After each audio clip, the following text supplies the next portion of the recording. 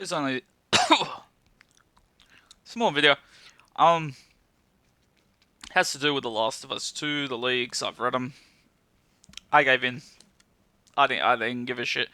Um, see, because and I justify reading the leaks simply as this. The Last of Us 2 wasn't gonna be a game that I would have bought outright. Like the moment it comes out, it's not the type of game where I'm gonna go to the shop, buy it, and go nuts on it. Devil May Cry 5 was that type of game. Bought it day one, had a fucking blast with it. I like The Last of Us, the game, the series. Good game. Won't say great or fantastic, but it's a good game. Relatively a good 7 out of 10. I enjoyed it. Um, would, and as I said, I'm not gonna get it.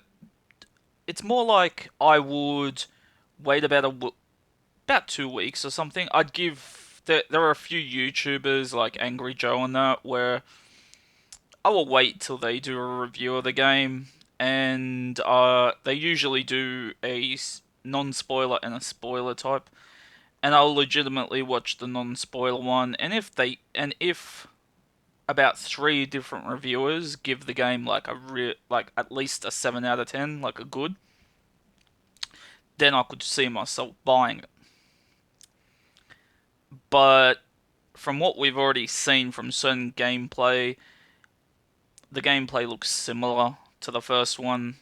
The only difference is slightly added graphics. And the story tone is like the first one we were dealing with like a zombie apocalypse. We're in the dystopian future. That was the main aspect of the game. It's just survive this fucking apocalypse. And while Joel is not by any means a good person, he kind of seeks some form of like redemption in his relationship with Ellie, with his father-daughter dynamic, even though they're not related. She's like his redemption at being a better person, despite the fact that he's an asshole. Um, so when you play these two characters, ideally nothing about their sexuality, skin color, none of that really matters because these are the two characters you get attached to. So when the second game got announced and you find out, as in the first game, Ellie's a lesbian, I'm like, I don't care. I like her father-daughter relationship that she has with Joel. I want to see where this goes. I'm interested in the story. I think I wouldn't be the only person saying we expected, obviously, to play as Ellie again. That's a given regardless. But like we expected to play as Joel again in some way or form. Or I don't know, maybe he tags along with Ellie. Switch it a bit. And with all the leaks, some people are angry over this. Okay, new character Abby, and apparently her and Ellie are the only playable characters. And spoilers, the narrative is Abby is apparently is a daughter of one of the scientist doctors that Joel murders in the first game. I'm not even sure if Abby is even hinted at in the first game. It just seems something that they've. Oh, you know what? That he killed this person, so we're adding her in. I don't like. I don't recall the first one that much, like in detail. But I never. I don't think Abby was like. I can't remember. I really can't. It's been so long since I played that game. But it's just like. So you're not giving us control of Joel, and then you want us to murder Joel with this random new character that you brought in. Narrative wise, story wise, I'm on board with it because she's the daughter of someone he's murdered. So it's a simple trope of revenge, kill the killer, cycle of hatred, that type of shit. In all honesty, I don't give a shit if Abby's a lesbian. I don't give a shit if Abby's a transgender. Abby can be whatever gender. In terms of narrative, it makes sense that Abby wants to kill Joel, and if Joel, which the spoilers are saying, is dead, it hurts.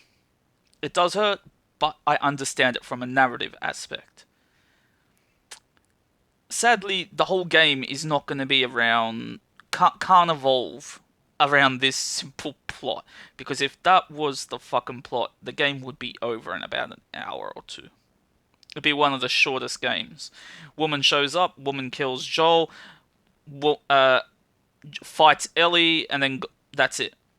Well, if that was honestly the narrative of the game, it wouldn't be a fucking long game. There has to be a lot more going on in the world. So, for me, what really just put me off buying this game was what we've been told is the rest of the world and the rest of the narrative. That's what puts me off. And before I go into it, I want to say I'm I'm borderline a combination of an atheist and a nihilist. And I know you might be put off by that, oh, nihilist is evil. You'd be surprised that nihilism isn't that friggin' bad, and there are a lot more people who are into it than you would think, especially modern day. But regardless, I've studied a lot of religion, looked into it, researched it. I find it a bit of a joke, if I'm being honest. A stupid joke. If you can believe in, like, if you read stuff like Snow White, Cinderella, and all that, the Bible and the Quran are basically on the same page as that type of shit. It's just whacked out bullshit. It sounds like a fairy tale meant to scare people based on aspects of morality. That's what the Bible is. But anyway, what is the rest of the world of The Last of Us 2? The rest of the world of The Last of Us 2 is a religious cult. Because, of course, in a dystopian future, what is a dystopian zombie future without a religious cult? And not just any religious cult, a homophobic religious cult. You see, that's where it completely lost me. That is where it completely lost me. Like, the zombies aren't the bad guy.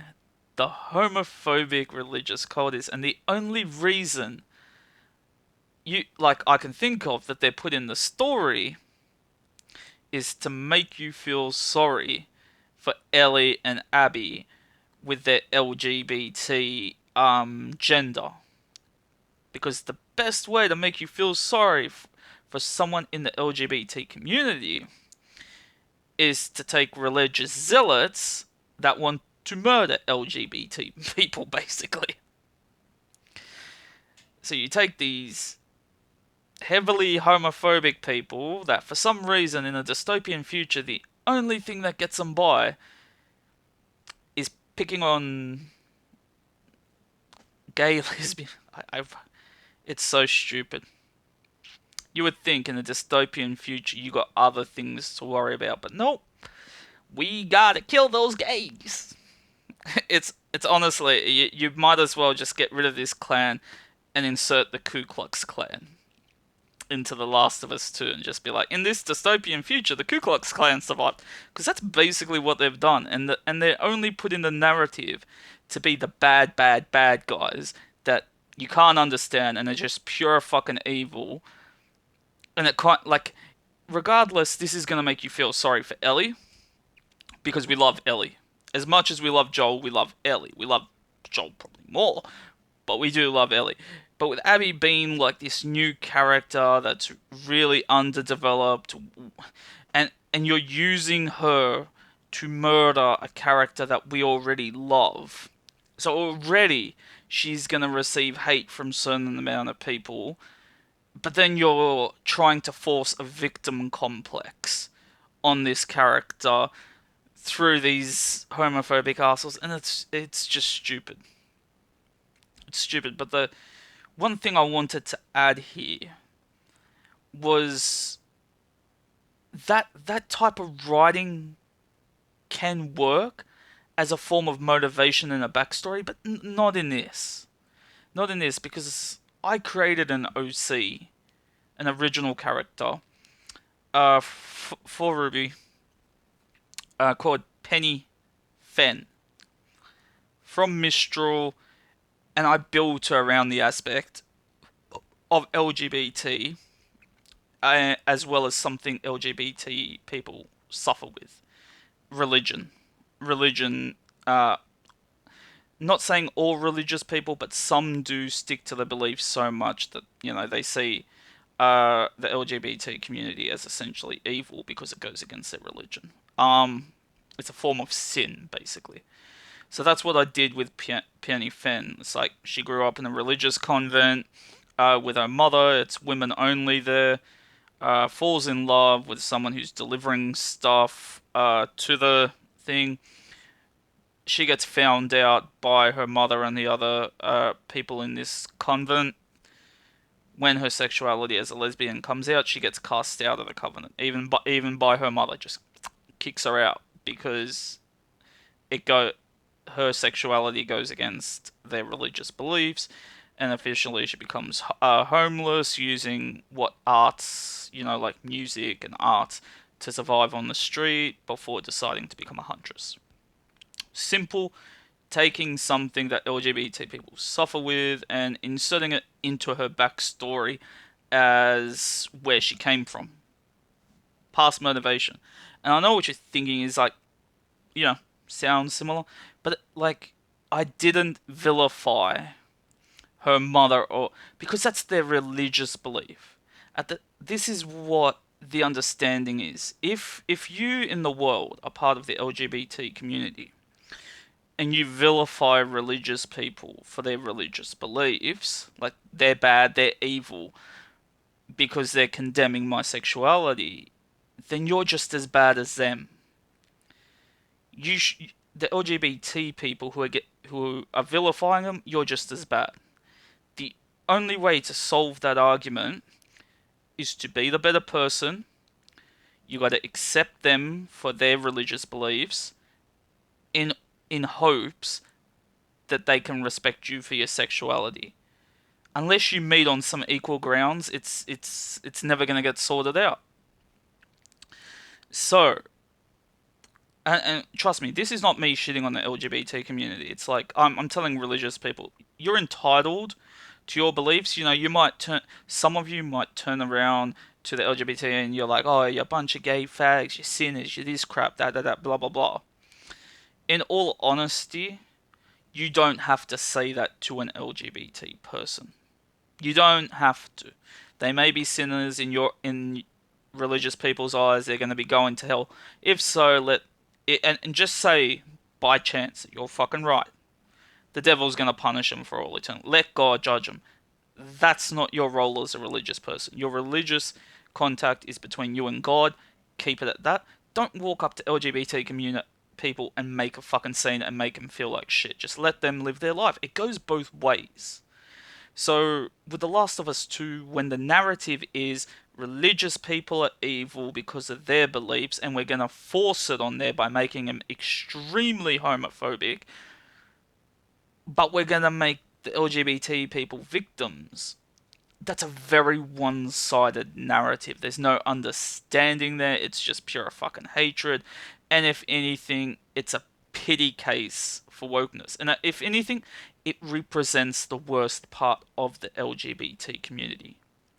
Because the LGBT community, there are some brilliant people in the LGBT community that just want to be left alone, just want to live their lives. They can see the balance in both things. Just leave people to be the way they are. But then you got the LGBT community that want to vilify everyone and play the victim complex. And the moment you do that, you become just as bad as the people targeting you. You become the bigot that you're fighting back against.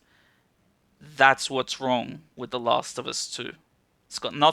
For me, it's got nothing to do with Abby seeking revenge. Got nothing to do with her sexuality.